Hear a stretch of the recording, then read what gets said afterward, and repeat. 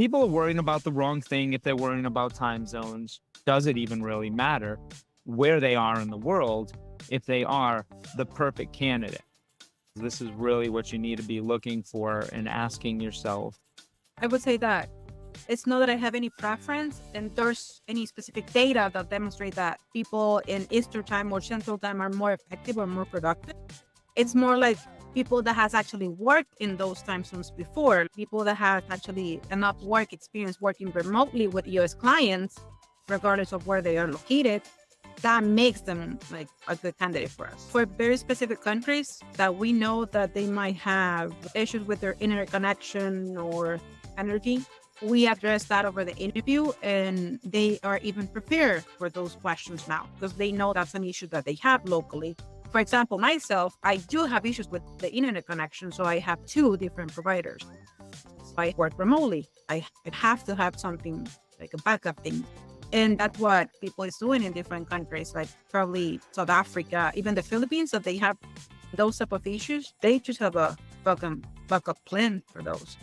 What methods do you use to make sure that your remote candidate can communicate effectively regarding which time zone they're in? For us to actually make sure that they can communicate regardless of where they are located, what we do is that we address that over the interview. We ask them if they have experience using Slack, Zoom, like different platforms, because we know that those are the ones that our clients use. And we ask them if they have ever had or faced any challenge using those platforms. So we, instead of making sure that they can communicate, we make sure that they have the experience doing that. So when we're looking for candidates, we want them to be productive. What if there are productivity issues that arise from time zone differences? For productivity issues, just because you're working in a different location, I would say that the answer is no. That's more related to, do you have good time management skills? Like, do you have a very specific skill set that will prevent you being non-productive? So we ask them directly. Can you give you an example about a time in which you had to handle a specific project, that you had timelines, that you were actually in charge of very specific activities? We make sure that they are giving us something that they have done in the past that would like tell us that they are good with their time management skills. I wouldn't say that just because you work at night or you work in the morning, that makes you more productive or less productive, as long as you have adapted and you have good time management skills. How would someone go about addressing concerns about cultural differences when they're hiring from different areas? In order for our team to address like cultural differences, I would say that we ask them if they have worked with a team that has members in different countries. Why? Because that means that they have adapted to that in the past, that they have the ability to communicate their ideas with other team members regardless of where they are located, and with the clients as well. What are the benefits of somebody hiring RTMs from different time zones? I would say that the benefits of hiring someone in different time zones, it's that the talent pool, it's actually bigger. Like, you can hire from everywhere, and that means that you have two more experienced candidates if you were just hiring in a specific country or locally. And like, if you bring members to your team from different locations, that would make them have more creative solutions to your problems. They might have a different perspective than you or the rest of the team. So besides that, you have access to more experienced candidates, they actually bring something to your team. Different perspectives. What about different skill sets, maybe even for different types of positions? When it comes to having a different skill set or a different experience, I think that it brings pretty much the same. If you have done something like in a leadership role, so they might be more knowledgeably on that specific topic. So having different skill sets would allow you also to bring like different solutions for something. The type of roles, they vary a little bit, I would say from week to week, but we have hired leasing specialists from different countries. I know one like that we hired from South Africa, like probably a few weeks ago. And I know that she has a lot of experience locally, because things are a little bit different there. but also that she has actually worked with clients in the US. So she has both perspectives. So like the processes, something that could be implemented that maybe a big company is not doing, and the other way around. If you have actually worked for a small company, like for example, someone that we hired recently, she was actually in Ecuador. She said that she had to build like every single process. She was actually working for maintenance. So she had to start from zero pretty much. Like what they had, it was just working with Excel, like emails and stuff. But she actually had to start doing those automatations, like working the process itself. So it's both. If you have actually hired someone with a lot of experience with big companies or with small companies, they always know something that you might not. Very specific positions, accounting, bookkeeping. It wouldn't actually matter where you're located. You can actually work in the schedule that you prefer, and that's okay.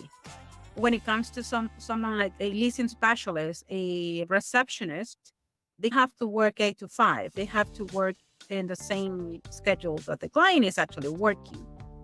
But if they actually live in a different location and they have actually worked in that specific time, that wouldn't make any difference.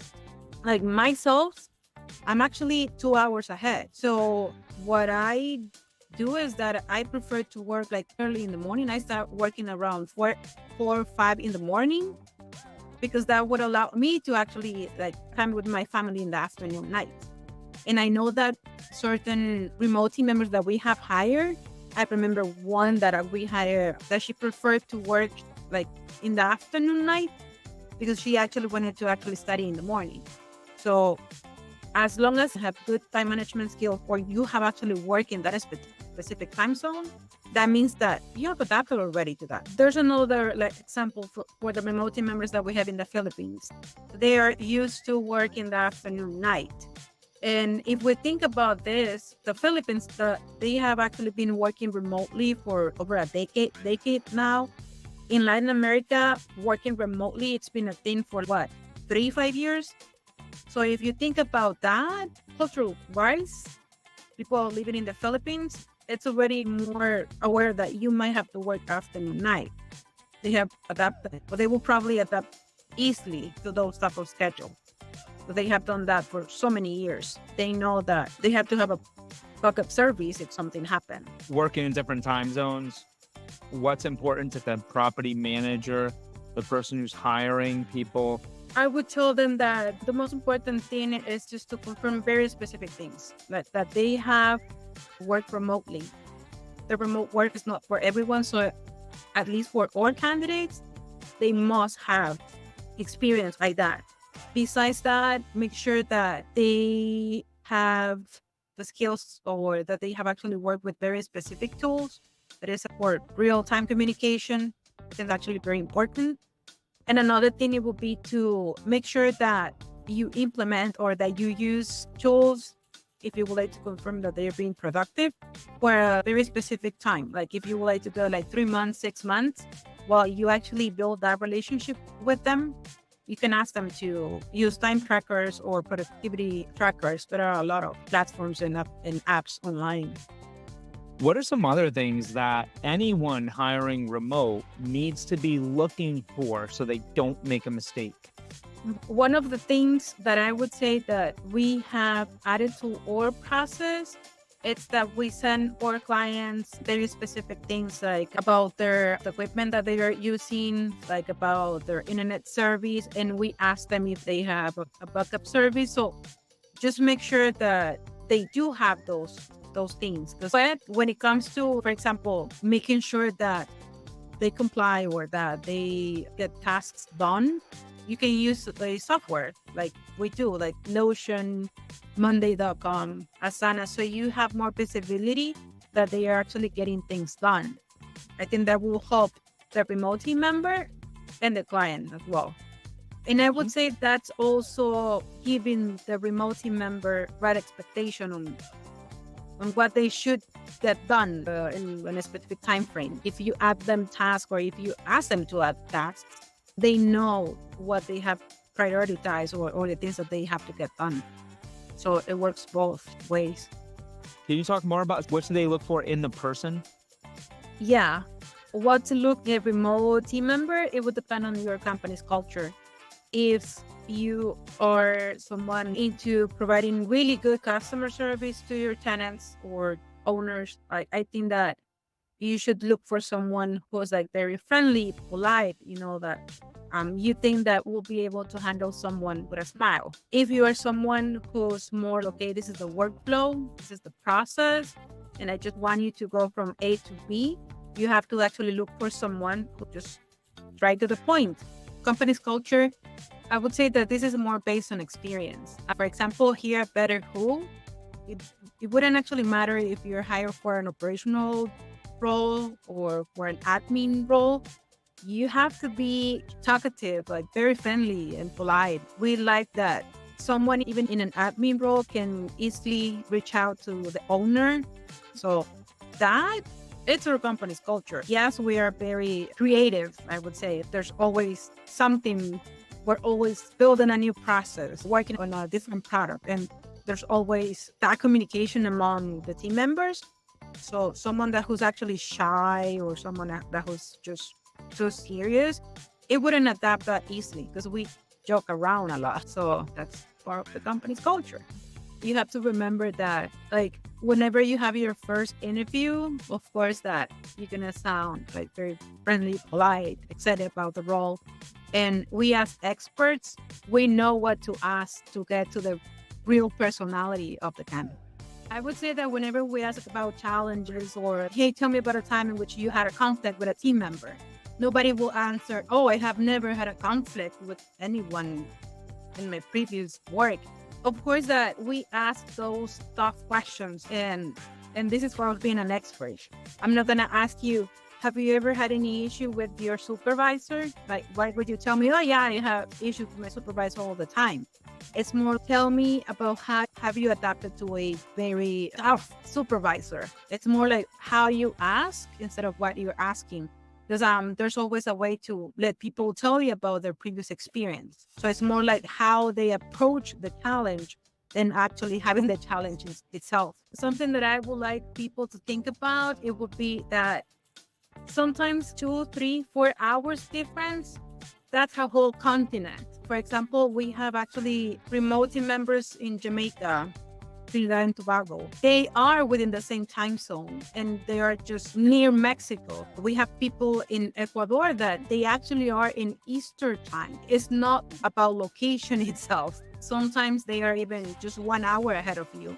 So that will give you a better perspective. Yes, of course, like people like in South Africa might be like, 12 hours ahead. But what does that mean? There's people working 3 p.m. to 12 midnight.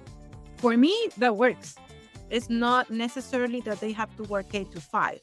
They might be working just probably the next day. And that's okay for like multiple remote team members who actually apply from different countries. Just think about what time they're going to be working and if they have actually worked in the past in those time zones. So yeah, I'm saying this because we have so many issues about people who's actually in Jamaica and they are Eastern time. So are you saying that we have clients that come to us that say, I only want people within my time zone? Is that the problem? They think that because it's Mexico, it's actually even better because they are actually close to them.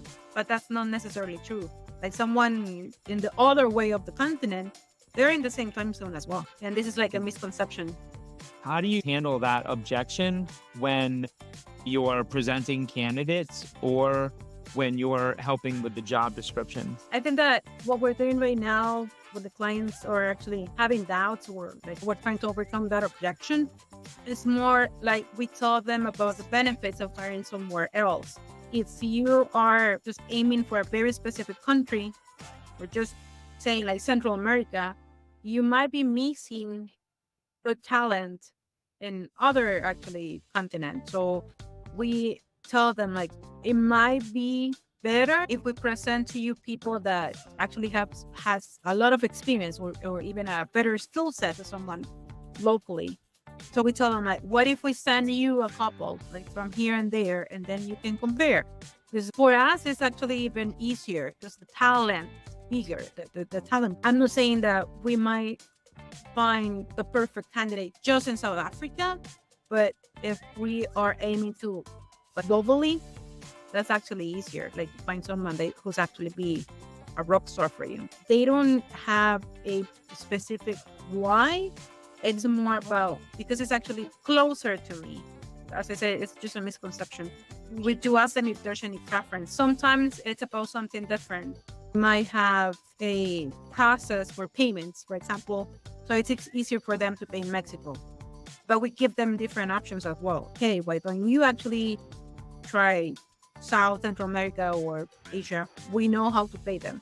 Yes, but I don't think that there's a trend. What if your follow-up question to that is, okay, what's more important, that they're in this country or that they check all of these other boxes? Yeah, I would say that the second one. We always ask them like, is it more important for them to have the experience or the location?